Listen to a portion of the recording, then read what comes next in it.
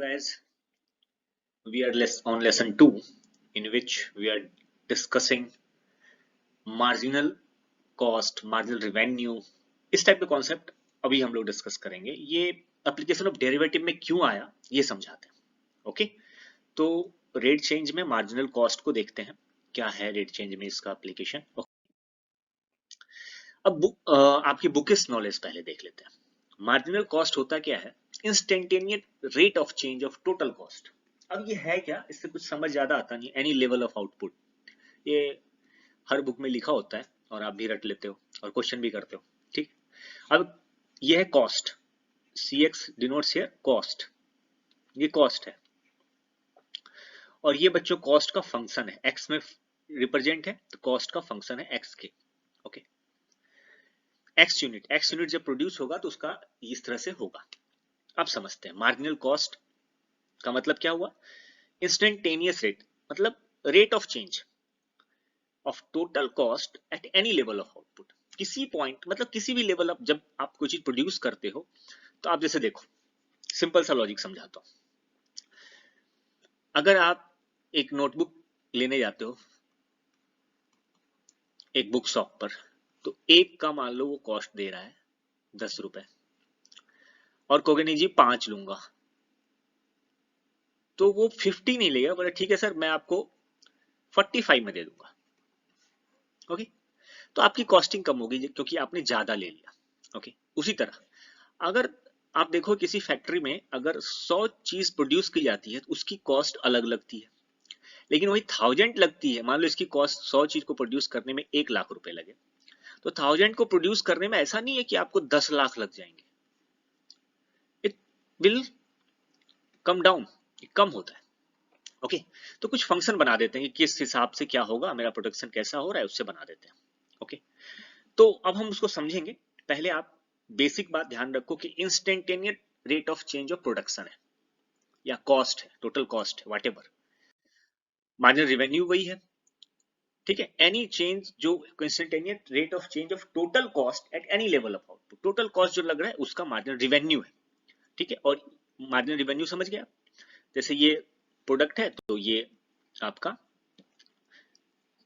Per unit. अब इसको समझते हैं मार्जिनल होता क्या, मार्जिनल कॉस्ट या रेवेन्यू क्या होता है. देखिए, आप जब 100 बनाते हो तो 101वां 101th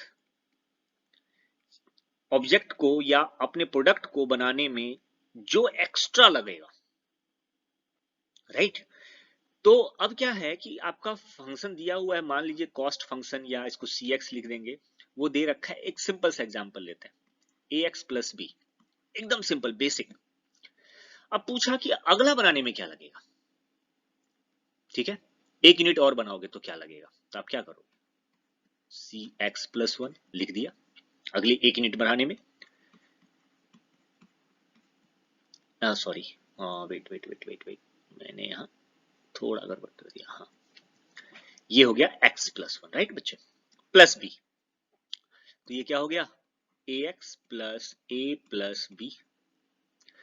अब ये इतना टोटल बनाने में और इतना पहले x बनाने में था, तो जो x प्लस 1th प्रोडक्ट बना उसके लिए कितना, दोनों को माइनस करेंगे तो क्या बनेगा, A. ये लीनियर है ऐसा इसलिए हुआ. ओके, तो कोई जरूरी नहीं कि लीनियर हो, कोई गारंटी तो नहीं है ना कि मैं जैसे, अगर लीनियर का मतलब एक यूनिटरी मेथड कि 10 बनाने में मुझे 100 रुपए लगे तो एक बनाने में 10 रुपए लगे तो 15 बनाने में कितने लेंगे, 150 रुपए. ऐसा तो हमेशा नहीं होगा ना. ऐसा क्यों नहीं होता, क्योंकि देखिए आप एक फैक्ट्री खोलते हो तो एक कुछ चीजें कांस्टेंट होती है. लाइक आपके सिक्योरिटी गार्ड होंगे, आपको दुकान जैसे जहां पे खोले हो उसका रेंट देना पड़ेगा, तो फिक्स है, चाहे 10 बनाओ चाहे 50 बनाओ. ठीक है, तो उससे कोई फर्क नहीं पड़ता, तो उसका फंक्शन अलग हो जाता है. ठीक, तो अब आप, यानी कि ये जो x प्लस 1th है इसको बनाने में कितना कॉस्ट लगेगा, अब समझते हैं. इसको रेट ऑफ चेंज से क्या लेना देना है. ये x था, ये dx है, थोड़ा इंक्रीमेंट किया है, यानी 1 यूनिट या 2 यूनिट या 10 यूनिट इंक्रीमेंट किया है, डिपेंड करता है कितना बड़ा फंक्शन है. तो इसके आउटपुट में चेंज कितना आया, मतलब आपको प्रोड्यूस करने में एक्स्ट्रा पैसा कितने लगे. जैसे आपके पापा की सैलरी थोड़ी सी बढ़ गई तो आपका एक्सपेंडिचर कितना बढ़ गया इसके रेस्पेक्ट में। बात समझ आई? एक्स्ट्रा कॉस्ट के लिए। तो अब आपको समझ आ गया, फीलिंग आ गई। मार्जिनल कॉस्ट क्या होगा कि जो चीज आप बना लिए, बल्ब बना लिए, बत्ती बना लिए, कुछ भी बना लिए, 100 बनाए हो तो 101वां बनाने में कितना पैसा लगेगा। ठीक है, अब हम इस पे सम करते हैं। इस पे क्वेश्चन बहुत आते हैं, हम लोग देखते हैं। बहुत सिंपल सिंपल से सम है। द अमाउंट ऑफ, देखिए दिल्ली में आया है तो ऐसा मत सोचना कि दिल्ली में आया तो ये कभी भी रिपीट होके फिर हमारे ऑल इंडिया वाले में आ जाता है। ठीक है, the amount of pollution contain added in air in a city due to X diesel vehicle is given by, तो व्हीकल जो है पॉल्यूशन ऐसे प्रोड्यूस करता है, X व्हीकल है तो प्लस 0.02। अब बताता हूं कि ये आपको सर यूनिटरी मेथड क्यों नहीं हुआ। बेटे ऐसा है कि सर्वे किया जाता है। एग्जाम्पल देता हूँ, सर्वे क्या होता है कि 1000 गाड़ी थी पहले, अब डेली 800 ही यूज होती है, 80% यूज होती है। अब हो गई 1500 गाड़ी, तो क्या 80% ही यूज होगी? नहीं, हो सकता है कुछ हो, तो उसका फंक्शन देखा जाता है कि कितना बड़ा है, इसलिए यूनिटरी नहीं होता ये। अब ये हो गया मेरा। अब कह रहा है कि रेट ऑफ चेंज क्या होगा, इसका मतलब पर यूनिट का कितना चेंज होगा, तो आप निकाल दोगे पर यूनिट।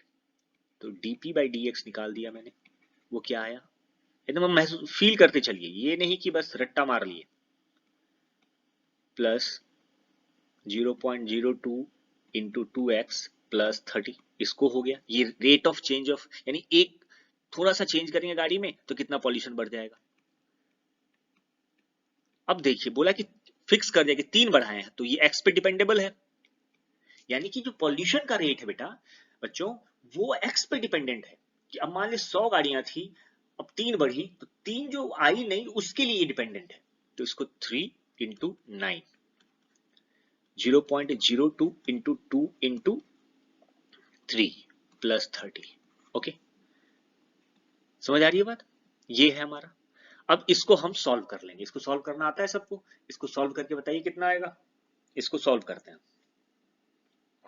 क्या है 0 पॉइंट, तो ये हो जाएगा 30 तो होगा ही, प्लस ये है 6 इंटू 2 12.12 हो जाएगा।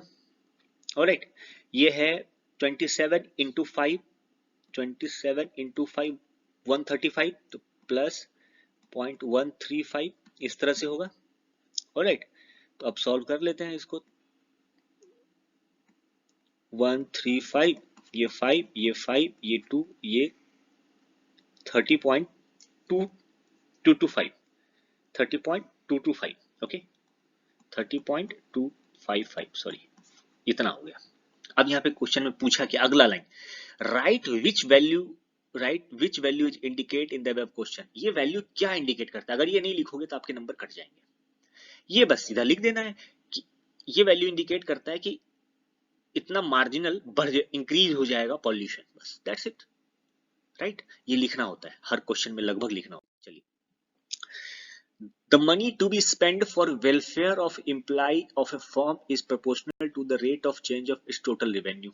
okay, total revenue का रेट चेंज जो है उसके हिसाब से फिर मार्जिनल रेवेन्यू, वही बात है, प्रोपोर्शनल है। तो क्या प्रोपोर्शनल होगा वो देखेंगे। If the total revenue receive from sale of X unit of product is इतना, अब कोई भी चीज बेचता है वो तो उसको इस रफ्तार से पैसे मिलते हैं।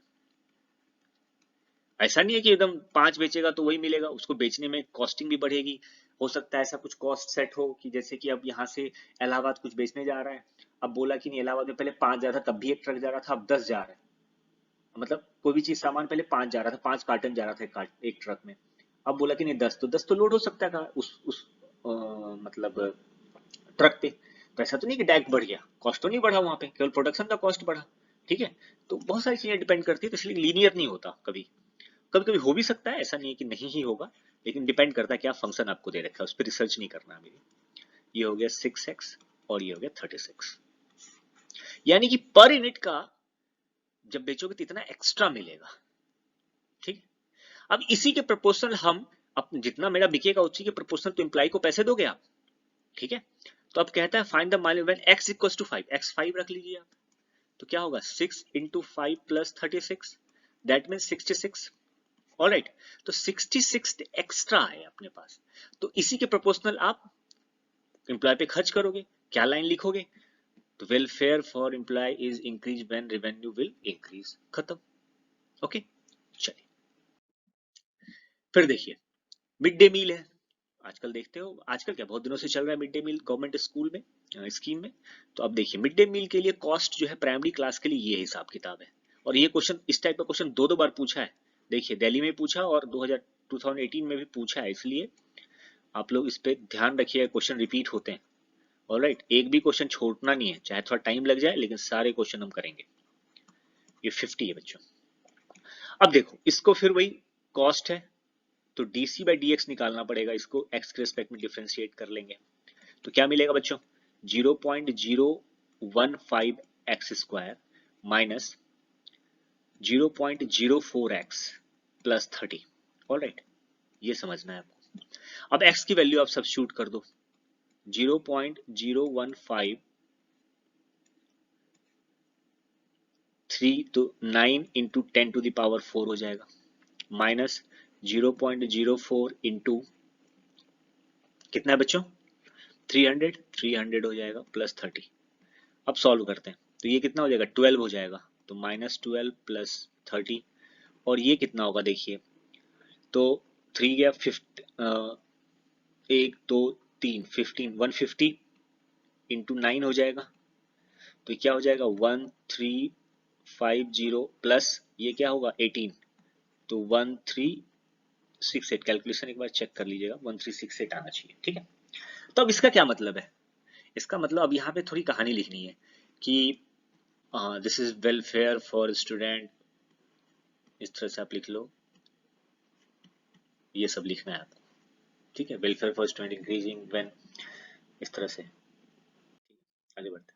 लिखने का आप देख लेना उसमें कैसे लिखते हैं, कॉन्सेप्ट आपको समझ आना चाहिए, बस लिखना जरूरी है। लेकिन the total expenditure required for providing the cheap edition of book for poor and deserving, अब इसमें क्या लिखेंगे, cheap edition of book helps poor and deserving student who has no resources, ऐसे करके लिख देना है आपको, ठीक है। फिर रिवेन्यू क्या है, इसमें क्या है, एक्सपेंडिचर का दिया हुआ है आपको, इतना एक्सपेंड करना पड़ता है, ठीक है। तो अब पर यूनिट के लिए क्या निकालेंगे, रेट क्या निकलेगा, 6x प्लस 36, राइट। 120 के लिए 120 पुट कर देंगे इंटू 6 प्लस 36, ये 720 प्लस 36, दैट मीन्स 756, ठीक। ऑलराइट, तो इस तरह से आपको मार्जिनल का कॉन्सेप्ट क्लियर हो गया। मार्जिनल का क्या मतलब है, फिर से एक बार देख लो कि जैसे यहां तक हम प्रोड्यूस किए तो इसमें कुछ कॉस्ट का फंक्शन दिया होगा, तो एक्स्ट्रा थोड़ा सा बढ़ाने पे रेट इसका किस रफ्तार से ये चेंज हो रहा है, एक को बदलने पर ये कैसे कैसे बदल रहा है, तो रेट निकाल दिए। अब 3 के लिए है तो 3 4 5 जो वैल्यू है जिस आउटपुट पे बात कर रहे हैं, ठीक है, तो वो आप निकाल देंगे। क्लियर है, तो मार्जिनल एक्सपेंडिचर, मार्जिनल रिवेन्यू क्या होगा, जो कॉस्ट या रिवेन्यू दिया होगा उसका रेट चेंज और उसमें वो वैल्यू सब्स्टिट्यूट करेंगे, रटना नहीं है, समझ गए आप, तो इसी को समझना है। ओके बच्चों, तो हम लोग अब आगे करेंगे ज्योमेट्रिकल प्रॉब्लम। ऑलराइट,